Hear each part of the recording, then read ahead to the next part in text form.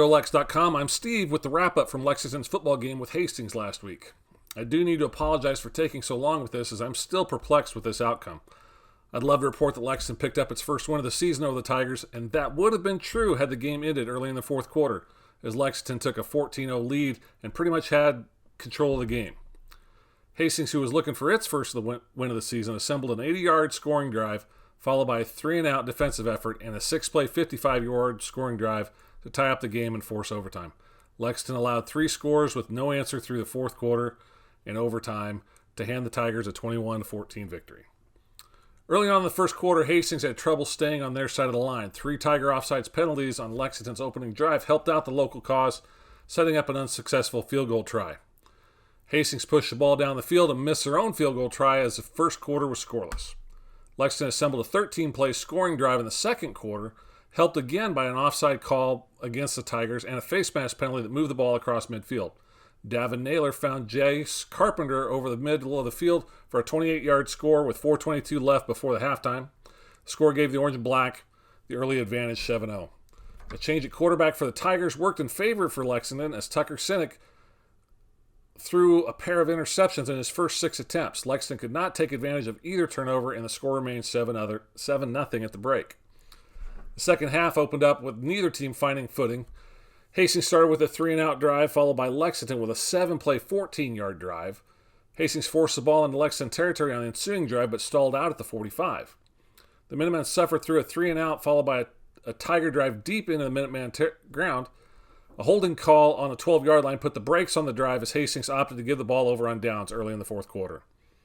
On the second play of the following drive, Naylor spotted Carpenter open on the right side of the field and hit his target for an 85-yard score, taking the wind out of the Hastings sails.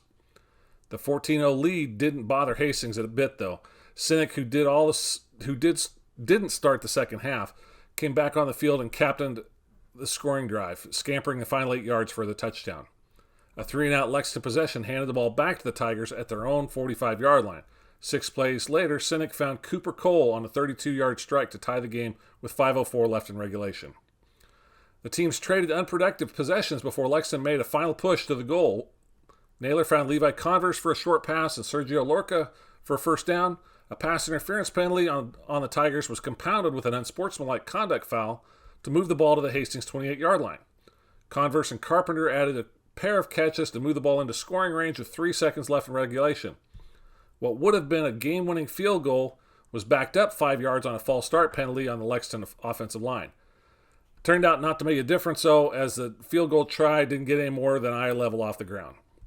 In overtime, Hastings needed just 2 plays to score as Naz Robinson cruised across the line for the Hastings to get their first lead of the game. Lexington was stopped on 4 straight pass plays. Naylor finished 12 of 24 passing for 164 yards and 2 touchdowns. He also led the team with 11 carries for 34 yards rushing.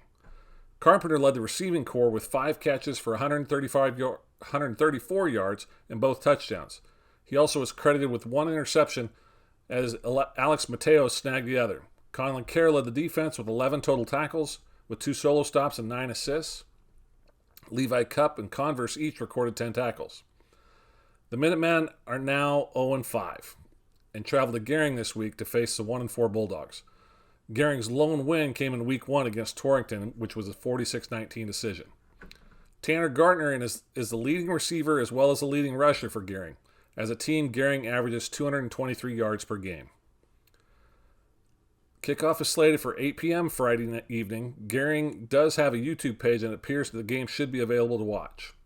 So for Go-Lex.com, I'm Steve, and remember, go big, go orange.